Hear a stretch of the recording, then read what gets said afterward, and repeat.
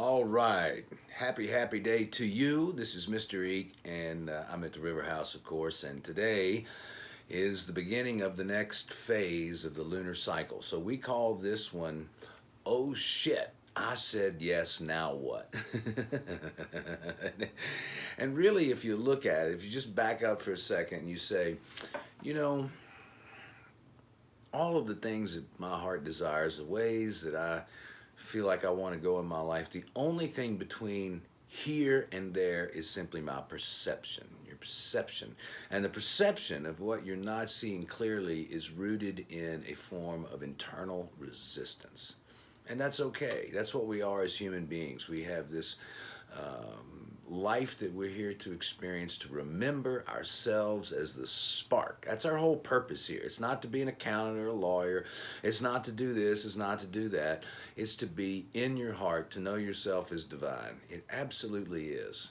And so that's what this process is with the lunar cycle, is to let go of our attachment to the body and the mind, let go of our attachment to our culture and the way that this life has been presented to us, and let go of limited perspective. And really, in this letting go of limited perspective, all we got to do is recognize and be willing to see that resistance is something that is simply either a part of us or not, that we get to choose. We get to choose to see our resistance is not part of us and to let it go.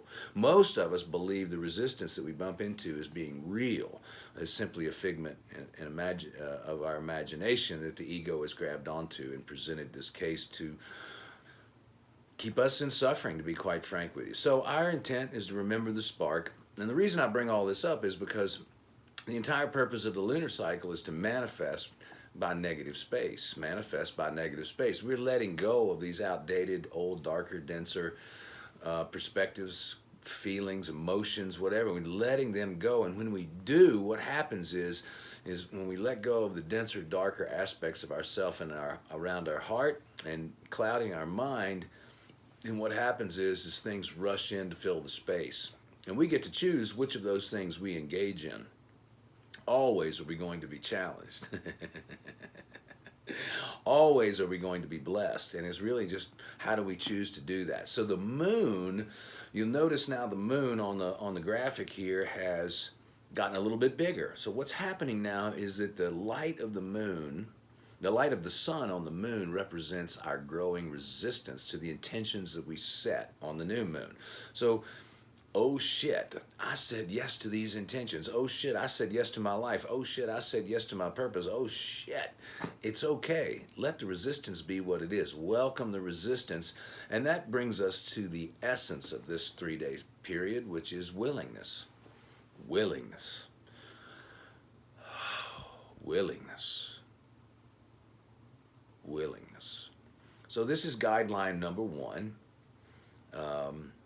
And you'll see it there at the bottom. What are the evolutionary guidelines, by the way? The Evolutionary Guidebook is a book that came through me, 7 lucid dreams, and then an experience 10 years later of bringing these words, these guidelines in. I wish I could say I was responsible, but I certainly was more in the way than anything else. And many times I've felt like things were happening to me, and now I can look back and say, wow, there was a plan for my life all along.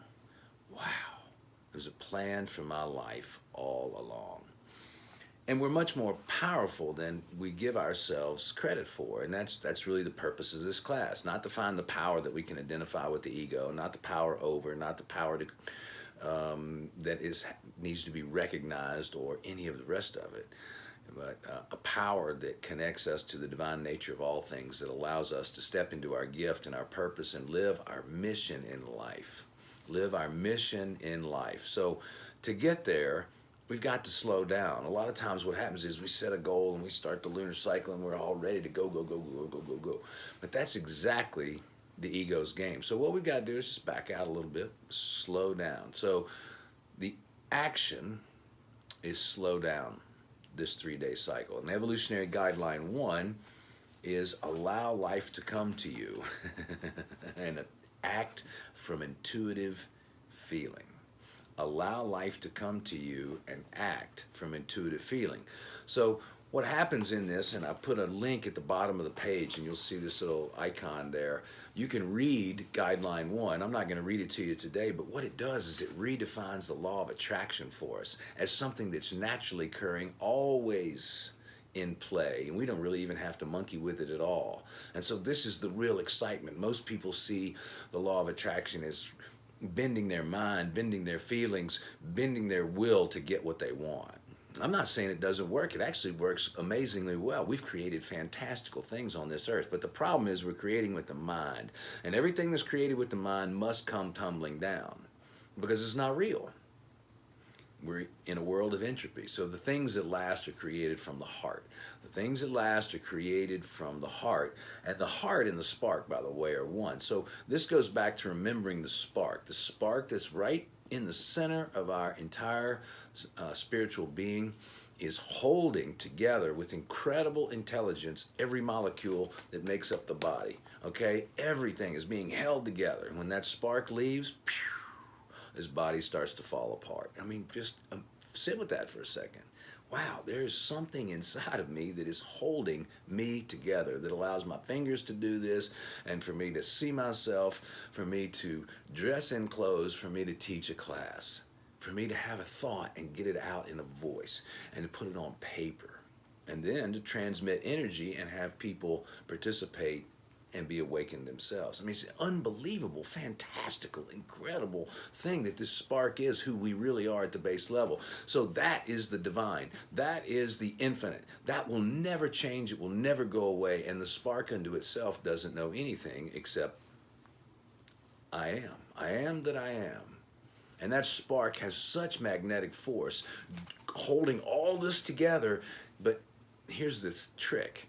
Everything in life, all these building blocks, this chair that's sitting right here, okay, these glasses right here, this body right here, all made up of these subatomic particles that are mostly, and I mean 97%, 99% empty space. So if you take every single molecule that's holding this chin on my face, that feels so solid, every one of those molecules is 99, 97% space, empty space. Well, empty space, that means the spark from within is looking out and shining light and attracting and drawing to it that which it requires to thrive. That's just the law. It brought all of these molecules together and then somewhere along the line created a mind, and then the mind decided that it wanted to go its own way. Meanwhile, the spark is trying to pull in your life together. So I'm saying you are far more powerful when you let go of your ego identity than you ever imagined before, because the spark is simply pulling everything to you. Okay, that's the law of attraction. But we've got to be willing to go there. So willingness. Willingness is to see things differently. Willingness is to open yourself up to the possibility of magic, mystery, and miracles. Mr. E is sitting here telling you I'm a miracle, okay? I am a freaking miracle. It's unbelievable what I can do and what I can think and what I can create, okay? But that's not me. That's the spark coming through me. And that's the relationship that the moon can help us come to, and it's the relationship of letting go of the resistance that we're anything else but holy. Anything else but holy. So evolutionary guideline 1, allow life to come to you and act from intuitive feeling. So willingness, that's where we are. Willing to be here, willing to do the practices, willing to go through the practice calls, willing to show up, willing to reach out and hire somebody in a coaching situation, willingness to really take the action that your intuition is telling you, not the mind, your intuition. So allow life to come to you and act from intuitive feeling. Don't go just blatantly, blindly, crazily act like you've done before. Pull back, slow down, let the spark become activated by your own self-love and begin drawing to you the ideas to act on, the actions to act on, those things to act on. Do it from a place of intuitive knowing, and you'll see your life change forever. So in the next 3 days, we've got 3 little videos that'll be coming up next. I'm excited to have you. Let me know how we can make this class better. Let me know how we can serve you better. And I'm just wishing you the most holiest, magical, mystical, miraculous of all days. Thank you.